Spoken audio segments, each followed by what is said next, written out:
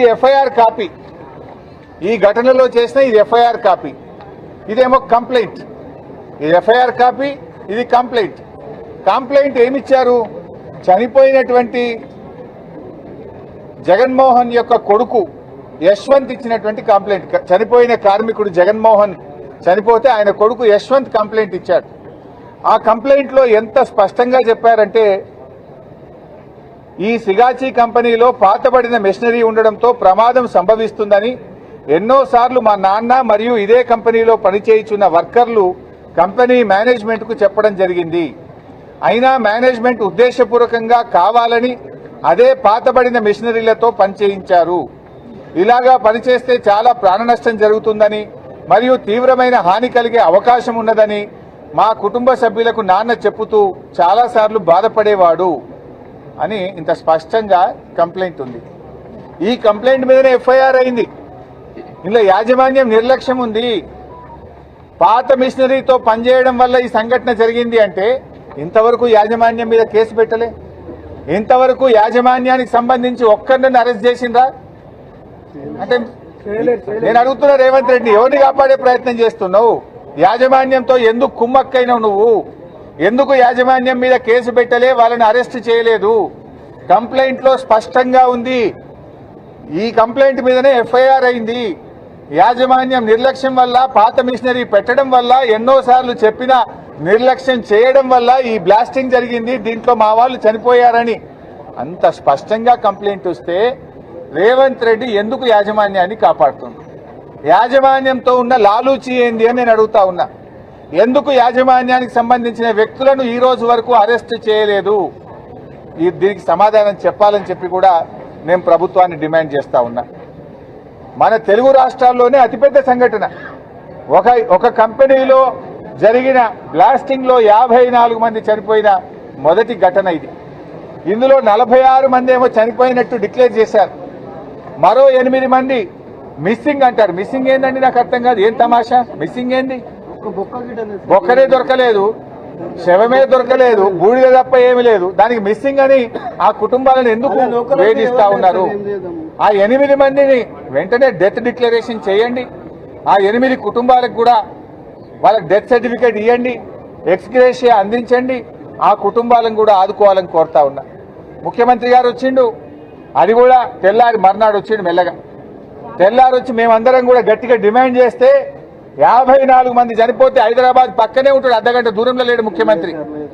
కానీ తెల్లారి వచ్చి మెల్లగా ఏదో మీడియా ముంగట పోజులు కొట్టిండు, మేనేజ్మెంట్ తిట్టినట్టు, మేనేజ్మెంట్ మీద కోపానికి వచ్చినట్టు. మరి మేనేజ్మెంట్ ఎందుకు అరెస్ట్ చేయాలి? మేనేజ్మెంట్ మీద ఎందుకు కేసు పెట్టలే? బిల్డప్ ఇచ్చిపోయినావు నువ్వు, ₹1 ఇస్తా అని అనౌన్స్ చేసిపోయినావు. విలేకరులు ఒక్క నిమిషం, విలేకరులు అడిగారు ముఖ్యమంత్రిని, ఈ ₹1 ఎవరిస్తారు? ప్రభుత్వం ఇస్తుందా, కంపెనీ ఇస్తుందా అని అడిగితే ఉల్టా దబాయించిండు రేవంత్ రెడ్డి. విలేకరుల మీద దబాయించి మీరే సాక్ష్యం ఆ రోజు. మీకెందుకండి, ఎవరిస్తే మీకేందండి, మీరెందుకు అడుగుతున్నారు, మేము ఇస్తాం కదా ₹1 అని దబాయించిపోయిండు ముఖ్యమంత్రి. ఉల్టా దబాయించిండు. కానీ ఇంతవరకు ₹1 ఇవ్వలేదు. కంపెనీ వాళ్ళు కూడా ఒక స్టేట్మెంట్ ఇచ్చారు, 15 రోజుల్లో చనిపోయిన కుటుంబాలకు ₹1 ఇస్తామని కంపెనీ కూడా ప్రెస్ రిలీజ్ ఇచ్చింది. కంపెనీ చెప్పిన దానికి దిక్కు లేదు, ముఖ్యమంత్రి చెప్పిన దానికి దిక్కులేని పరిస్థితి ఏర్పడ్డది. అయితే ఇక్కడ ఒక విషయం చెప్పాలి. ముఖ్యమంత్రిగా నా అంత పాలన, నా అంత గొప్పగా ఎవడు చేస్తలేడని మాట్లాడతాడు, నోరిప్పితే అబద్దాలే. ఆంధ్రప్రదేశ్లో అనకాపల్లిలో ఆగస్టు 20, 2024 నాడు ఇట్లాంటిదే ఒక బ్లాస్ట్ అయింది. మన పక్క రాష్ట్రం ఆంధ్రప్రదేశ్లో ఆగస్టు 20, 2024 నాడు అనకాపల్లిలో ఒక బ్లాస్ట్ అయి 17 మంది చనిపోయారు, కొంతమంది తీవ్రంగా గాయపడ్డారు. అక్కడ ప్రభుత్వం 3 రోజుల్లో ₹1 వాళ్ళకి ఇచ్చి చేతిలో పెట్టింది. తీవ్రంగా గాయపడితే 50 లక్షలు ఇచ్చింది. తక్కువగా గాయపడ్డ వాళ్ళకి ₹25 లక్షల ఇచ్చింది. 3 రోజుల్లో అందరికీ డబ్బులు ఇచ్చారు. ఇక్కడ నెల రోజులైంది కదా, నెల రోజులైనా ఎందుకు పట్టించుకుంటలేవు మిస్టర్ రేవంత్ రెడ్డి? తీవ్రంగా గాయపడ్డ వాళ్ళకి ఇక్కడ కూడా 50 లక్షలు ఇవ్వండి, ₹25 లక్షల తక్కువగా గాయపడ్డ వాళ్ళకి ఇవ్వండి, చనిపోయిన కుటుంబాలకు వెంటనే ₹1 ఇవ్వండి. అసలు నువ్వు ఇస్తావా, కంపెనీ ఇస్తుందా, ఎవరిస్తారు, ఎప్పుడు ఇస్తారు, ఎన్ని రోజుల్లో ఇస్తారు? ఒక దశ దిశ లేకుండా పోయింది. ఎవరు పట్టించుకోరు, ముఖ్యమంత్రి పట్టించుకోడు, కార్మిక మంత్రి పట్టించుకోరు, ఎవరు కూడా పట్టించుకోక వాళ్ళు అనాథలైపోయినటువంటి పరిస్థితి ఏర్పడ్డది. ఇప్పుడు కరోనా వచ్చిందప్పుడు, కరోనా వస్తే మైగ్రెంట్ వర్కర్ల గురించి ఆనాడు కేసీఆర్ గారు పట్టించుకున్నారు. కేంద్ర ప్రభుత్వాన్ని రైళ్లు పెట్టండి అంటే రైళ్లు పెట్టకపోతే కేసీఆర్ గారు రాష్ట్ర ప్రభుత్వ డబ్బుల చేత రైళ్లు పెట్టి వాళ్ళకి అన్నం పెట్టి చీఫ్ సెక్రటరీని కూడా మంత్రులను రైల్వే స్టేషన్ పంపించి వాళ్లను రైలు ఎక్కించి బీహార్కు, జార్ఖండ్కు, ఛత్తీస్గఢ్కు, ఒరిస్సాకు, స్వంత రాష్ట్రాలకు పంపించింది. ఒక గొప్ప మాట చెప్పాడు KCR, they are also the partners. Hyderabad అభివృద్ధిలో వాళ్ళు భాగస్వాములు. వలస కార్మికులందరూ కూడా మా బిడ్డలే, మా హైదరాబాద్ అభివృద్ధిలో వాళ్ళు భాగస్వాములు అని కేసీఆర్ చెప్పారు. కానీ నువ్వేం చేసినావు నాయన? నువ్వేం చేసినావంటే వాళ్ళను సన్ డ్రాప్ అని నూనె ఉంటుంది కదా, ఆ నూనె డబ్బాలల్లో ప్యాక్ చేసిండు శవాలను. సన్ డ్రాప్ నూనె డబ్బాలల్లో శవాల ముద్దలు వేసి ప్యాక్ చేసి వాళ్ళను డబ్బాలలో పెట్టి వాళ్ళ చేతికి ఇచ్చాడు. ఇగో నీ బాధ్యత ఇది. రాష్ట్రం పరువు పెంచేది, రాష్ట్ర ప్రతిష్ట పెంచేది, రాష్ట్ర గౌరవం పెంచేది ఇదేనా? డెడ్ బాడీలు పంపడానికి అట్టడబ్బలు, నీకు కట్టడబ్బలు దొరకలేదా? అట్టడబ్బలలో పెట్టి పంపుతావు. సన్ డ్రాప్ ఆయిల్ ముద్దలు పెట్టి పంపిస్తావు.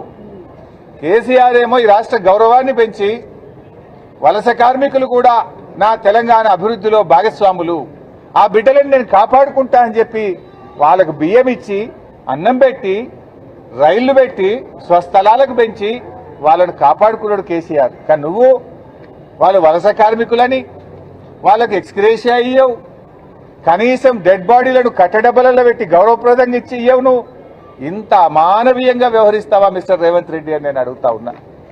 చాలా దుర్మార్గమైనటువంటి పరిస్థితి. ఇంకో విషయం, నెల రోజులు అయింది, ఇప్పటి వరకు ప్రభుత్వం ఈ ప్రమాద ఘటనకు కారణాలేందో చెప్పిందా? Why this blast has been done, ఈ బ్లాస్ట్ ఎందుకు జరిగింది, దీనికి గల కారణాలేందో ప్రభుత్వం చెప్పదు. హై లెవెల్ కమిటీ వేస్తా అన్నాడు, ఏడవైంది ఆ కమిటీ రిపోర్టు? అందులో ఏమున్నది సీక్రెటు? నెల రోజులైన తర్వాత హై లెవెల్ కమిటీ రిపోర్ట్ బయటకు రాదా? ప్రమాద ఘటనకు జరిగిన కారణాలు కూడా బయటకు రావా? మేనేజ్మెంట్ మీద కేసులు పెట్టరా? చర్యలు తీసుకోరా? ఈరోజు మేము అడుగుతా ఉన్నాం. 54 మంది చావుకు కారణమైన మేనేజ్మెంట్ మీద మర్డర్ కేసు పెట్టి లోపల వేయాలన్నా వద్దా?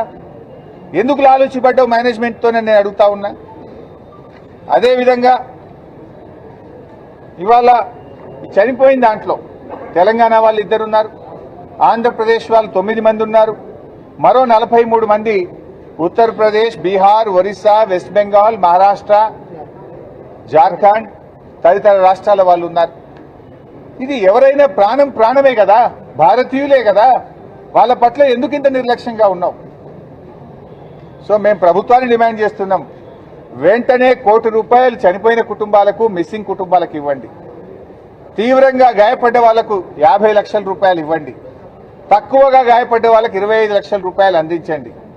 అందరికీ డెత్ సర్టిఫికెట్, ఎఫ్ఐఆర్ కాపీ, పంచనామా కాపీలు కూడా ఒక ఫోల్డర్లో పెట్టి ఆ కుటుంబాలకు ఇంటి వద్ద తీసుకుపోయి ఇచ్చిరండి.